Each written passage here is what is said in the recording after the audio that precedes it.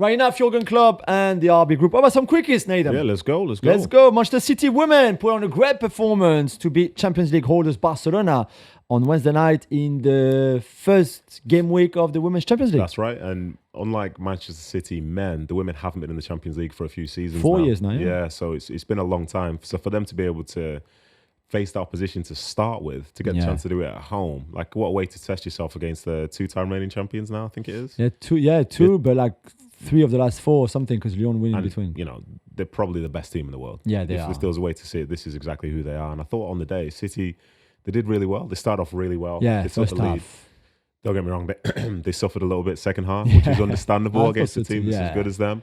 But that's a big confidence boost. And it's interesting as well because domestically, they've got some points on the board, but I don't think they've looked that good. I agree, yeah.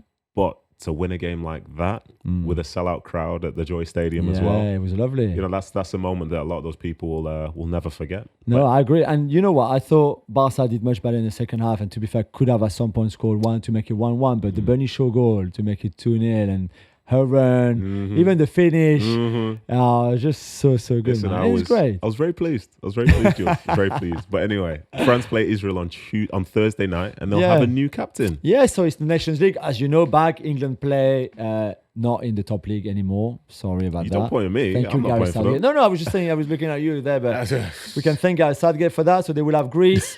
There's also a very tasty Italy against Belgium. That's in the top league for you English people.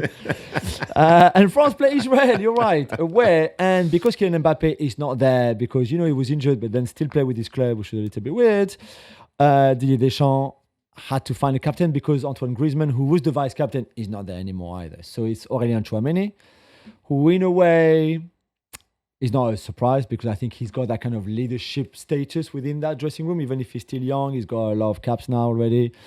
I thought Marc Maignan could be the guy, and I think maybe he should have been the guy and deserved to be the guy. But let's say that in September, in the last international break, he kind of disagreed a lot with what Deschamps did tactically. Maignan did. Yeah, and also not too happy with Mbappe's attitude during the first game against Italy, for example. So him and Kylian, I think, have a bit of tension. So it's probably better not to give the armband to Maignan. So do you think Kylian decided Maignan was not going to be captain? Not sure, but I think that probably helped making Deschamps' mind up, if you see what I mean. Which, again, is not very healthy, I think. Good luck to France in the top division of the Nations League. Yeah. Let's see how Tchouameni captain does with this French national team. On Thursday night, another Manchester City question for you, Neds, and something completely different because we have a verdict now in the battle between the club, Manchester City, and the Premier League over the sponsors issue. So nothing to do with the 115 charges. No. That's another different battle. Different battle. But in this one, we've had a verdict. Yeah, there has been a verdict. And weirdly, both groups, in terms of City and the Premier League, both sound like they've won. But I don't see how that's possible. But I think from looking at it, it seems like Man City are happier with the outcome to where there is going to be change in the way that the Premier League has created some of its rules. For sponsorship. And that's, some people say, is City doing this again? But I think it's something that's important for everyone in the league overall because it's a fundamental change. I think at times you can think it's very specific to City and it started from one of their issues. But it does feel like a battle which they're very, very happy to win. And I think long term, I think it's a very significant thing for the league itself because as is the case with a lot of governing bodies and alike, how much power they have sometimes can be dictated by them. Yeah. But when you then take it into a place where you can have a proper discussion, you realise that sometimes overreach is there, not least of all, was it a few years ago with the Super League conversation? The leagues were saying, we're going to ban players from playing for the national team if they don't play in our league and so on and so forth.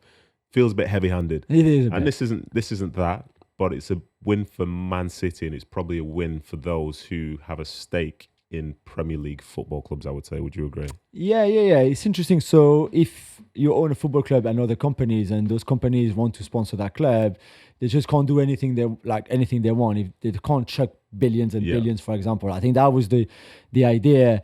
And City felt that was a little bit unfair because if it's your company sponsoring another of your company, you can do whatever you want. They both belong to you.